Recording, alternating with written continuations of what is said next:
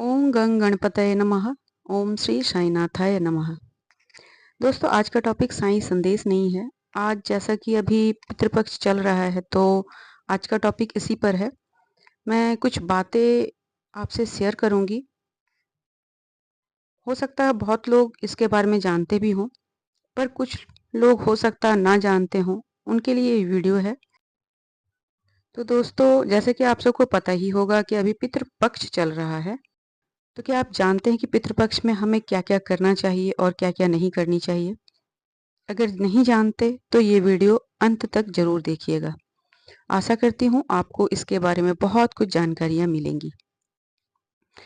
दोस्तों, आप लोगों को पता ही होगा कि हमारे पालनकर्ता, इस विश्व के पालनकर्ता भगवान श्री हरि, भगवान विष्णु जी अभी शयन अवस्था में हैं। जब भगवान विष्णु इस अवस्था में जाते हैं तो उस दिन को शयनी एकादशी या आषाढ़ी एकादशी के नाम से जाना जाता है। या कह सकते हैं कि इसे शयनी एकादशी या आषाढ़ी एकादशी कहते हैं। और 8 महीनों तक इस पृथ्वी का भार अकेले श्री विष्णु जी ही उठाते हैं।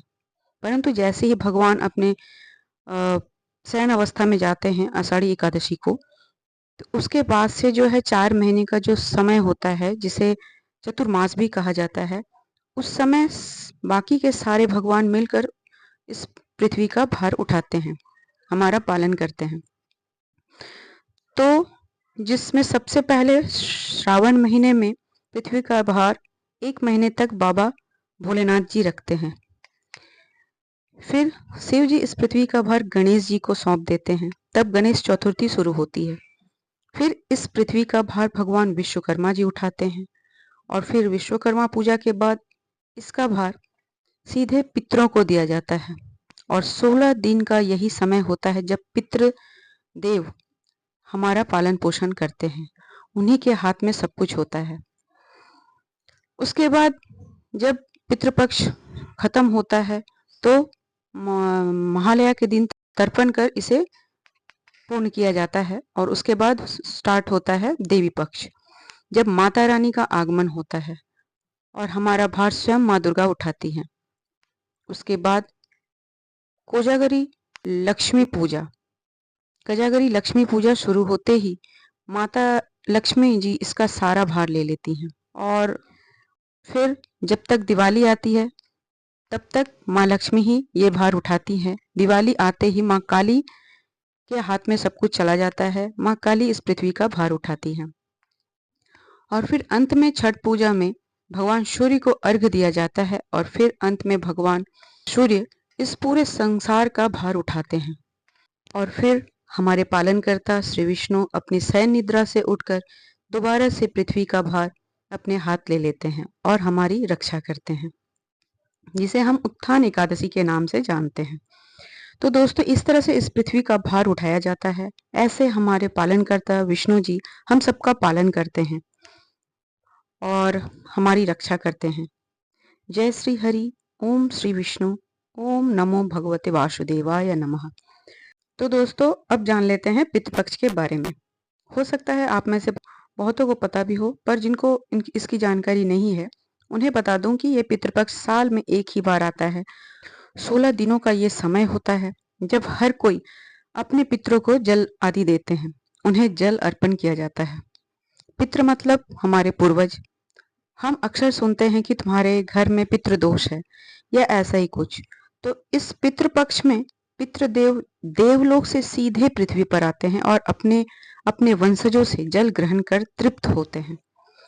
ऐसा कहा जाता है कि इन 16 दिनों में अगर आप इन्हें मन से याद करें, उनकी पूजा अर्चना करें, तो ये बहुत सहज ही खुश हो जाते हैं। ऐसा भी कहा जाता है कि जिन घरों में कोई पितृदोष नहीं है या जिनसे पितृदेव बहुत खुश रहते हैं, उनके जीवन में किसी प्रकार का कोई अभाव, कोई परेशानियां, चाहे वो किसी भी तरह की परेशानियां हो, आर्थिक हो या स्वास्थ्य से संबंधित परेशानियां हो, कुछ भी नहीं होती है। वो घर बहुत खुशहाल होता है। घर में एक आनंदित वातावरण होता है। तो पितरों की आशीर्वाद बहुत बड़ी मानी जाती है और हमारे हिंदू धर्म में इसकी विशेष महत्व है। अब इन 16 दिनों में क्या क्या करना चाहिए और क्या क्या नहीं करनी चाहिए, पहले क्या ना करें ये जान लेते हैं। ऐसा कहा जाता है कि पितृपक्ष के दौरान हमें कभी भी नई झाड़ू नहीं खरीदनी चाहिए।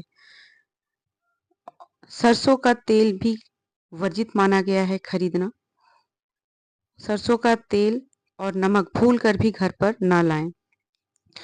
जैसा कि सरसों का तेल से सीधा संबंध शनिदेव जी से होता है, तो अगर आप इस दौरान सरसों का तेल खरीदते हैं तो इससे शनिदेव बहुत क्रोधित हो जाते हैं और पितृ भी हमसे बहुत नाराज हो जाते हैं, तो भूल कर भी ऐसा ना करें। साथ ही मांस मदिरा का सेवन भी ना करें। प्याज लहसुन के सेवन करने से भी बचना चाहिए। नए वस्त्र, नई गाड़ी, भूमि आदि खरीदना, नए घर, भोग विलास की चीजें भी नहीं खरीदनी चाहिए। दाढ़ी बनाने की भी मनाही होती है इस समय। इस दौरान सजना संवरना भी नहीं चाहिए ज़्यादा। अब अगर आपको इन सब चीज़ों की ज़रूरत है तो आप पितृपक्ष पड़ने से पहले ही सब कुछ खरीद के पहले से रख लें घर पर। अब क्या-क्या करनी चाहिए? सफ़ेद फूल पितरों को बहुत पसंद होता है। सफ़ेद फूल से उनकी पूजा की जाती है, तो इसलिए सफ़ेद फूल अगर घर में लाया जाए तो ये अच्छा माना जाता है। इस समय काला तिल को खरीदना या काला तिल का दान देना बहुत ही ज़्यादा शुभ माना जाता है। इसलिए हो सके तो काला तिल अवश्य खरीदें। दान कर सके तो और भी अच्छा है। साथ ही बुजुर्गों की सेवा करें, उनका सम्मान करें, उनसे बहस आदि ना करें। ब्राह्मणों को और बड़े बुजुर्गों को नए वस्त्र दान करना चाहिए, खुद के लिए ना खरीदें। चावल को बहुत ही शुभ माना जाता है इस वक्त खरीदना, तो आप चावल खरीद कर घर में ला सकते हैं। कच्चे चावल का दान करना चाहिए, ये भी शुभ बताया गया है। तो माना जाता है इस तरह कि ऐसा करने से पितृदेव बहुत खुश होते हैं और हम पर आने वाली सारी विपदा बाधाएं वो खुद हर लेते हैं। हमारी रक्षा कवच बन जाते हैं वो।